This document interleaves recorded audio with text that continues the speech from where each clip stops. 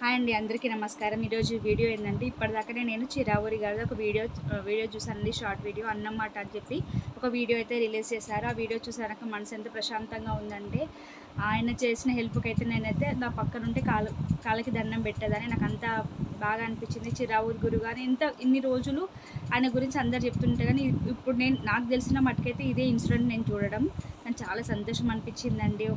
ఒక తోడబుట్టిన చెల్లకు కూడా సహాయం చేయాలి. ఈ రోజులలో మీరు ఆమె గురించి నా గర్భవతి మహిళ గురించి ఎంతగానో పోరాటం చేసి ఆమెకు మీ వంతు సహాయంగా కూడా అమౌంట్ ఇచ్చారని, అలాగే డెలివరీ కాల్స్ కూడా మీరే భరిస్తారని చెప్పడం నాకైతే చాలా సంతోషంగా అనిపించిందండి.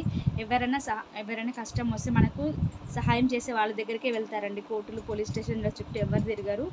ఆవిడకి మీరే సహాయం చేస్తారా అని అనిపించి మీ దగ్గరికి రావడం, మీ వల్ల ఆమెకి సాయం అయితే అందిందండి. నిన్న మీరు ఆ అమ్మాయిని కొట్టిన ఫోటో వీడియో పెడితే మనసు అయితే ఎంత బాధ అనిపించింది. మనం కూడా ఆడవాళ్ళమే ప్రెగ్నెన్సీ టైంలో అలా దెబ్బలు తిని అలా కమిలిపోతే మనసు చాలా బాధ అనిపించిందండి. మనకి హెల్ప్ చేసే స్థితిలో లేనప్పుడు కూడా హెల్ప్ చేసే వాళ్ళు కూడా చాలామంది చేస్తారని చెప్పేసి ముందుకు వచ్చారు. నాకైతే మీరు చేసిన హెల్ప్ అయితే చాలా చాలా అంటే చాలా నచ్చిందని. ఒక లైఫ్ అనేది మీరు నిలబెట్టారు. ఒక ఆవిడ, నేను గర్భవతితో ఉన్న ఆవిడ లైఫ్ కొట్టి ఆమె ఎంత హింస పడ్డదో పాపం మీరు ఏడుస్తుంటే మాకు కూడా ఏడుపు వచ్చేసిందండి. మీరు ఆ వీడియో పెట్టగానే నేను కిందికి వచ్చి కామెంట్ కూడా చేశాను, చాలా గ్రేట్ గురువు గారు అని చెప్పేసి.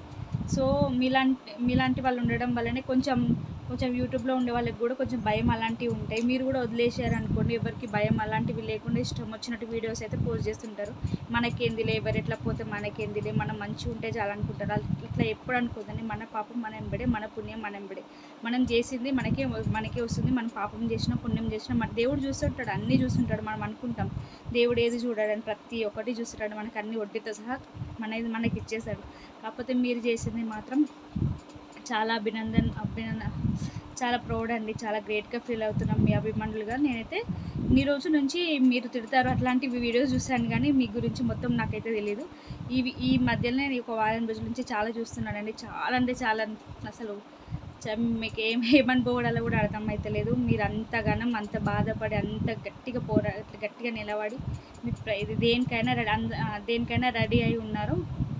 ఇట్లాంటి వాళ్ళని కూడా చేసుకోండి ప్రమోషన్స్, అలాంటివి చేసుకొని పిచ్చి ప్రమోషన్లు, పేడ్ ప్రమోషన్లు, ఇట్లా వేరే వాళ్ళ లైఫ్ని చేసే ప్రమోషన్స్ చేయకండి. మీరు చేయడం వల్ల మీరు బాగానే ఉంటారు, కానీ అది విని మోసపోయిన వాళ్ళు చాలా వినేందుకు మోసపోవాలి, విని వదిలేసేయాలంటే కొంతమంది అలా కాదు కదండి.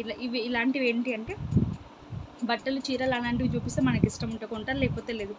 కాకపోతే ఇలాంటివి వర్క్ ఫ్రమ్ హోమ్స్ అలాంటివి అంటే ఏంటంటే ఇంట్లో ఉంటారు, ఏదైనా ఒకటి చేయాలనిపిస్తుంది. నాలాంటి వాళ్ళు ఉంటారు, యూట్యూబ్ చేస్తారు. యూట్యూబ్లో అందరూ సక్సెస్ కాలేరు కదండి.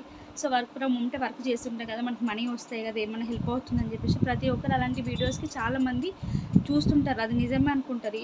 వేరే వాళ్ళు చెప్తే అర్థం కాదు, కానీ చాలా నమ్మిన వాళ్ళు, మనకు జెన్యూన్ అనిపించే వాళ్ళు వీడియోస్ చూస్తుంటారు, ఫాలో అవుతుంటారు. వాళ్ళని నమ్మి చేసినప్పుడు అలా మన తప్పైనా రైట్ అయినా వాళ్ళది కూడా ఉంటుంది కదా, నా తప్పు లేదంటే వదిలేయడం కరెక్ట్ కాదని నా ఒపీనియన్. సో ఏంటంటే ఇప్పుడు చిరావురి గారు ఆమెకు ఒక భరోసా కల్పించి ఒక ఆమెను మంచిగా చేయడం చాలా మంచిగా అనిపిస్తుందండి. సో ఈ వీడియో చాలామంది చేస్తున్నారు, కానీ నేను చిరావురి గారి మీద మంచిగా నా అభిమానాన్ని తెలియజేయడానికి అయితే వీడియో చేస్తున్నాను. నాకైతే చాలా సంతోషంగా ఉందండి. మీరు చేసిన ఈ పనికి చాలా అంటే చాలా సంతోషంగా ఉంది. ఏమైనా అన్యాయం జరిగితే మీలాంటి అన్నలు ఉన్నారు, మీ దగ్గరికి వస్తే న్యాయం జరుగుతుంది, అట్లాంటివి జరుగుతాయని అందరికీ ఒక ధైర్యం అయితే కల్పించారండి.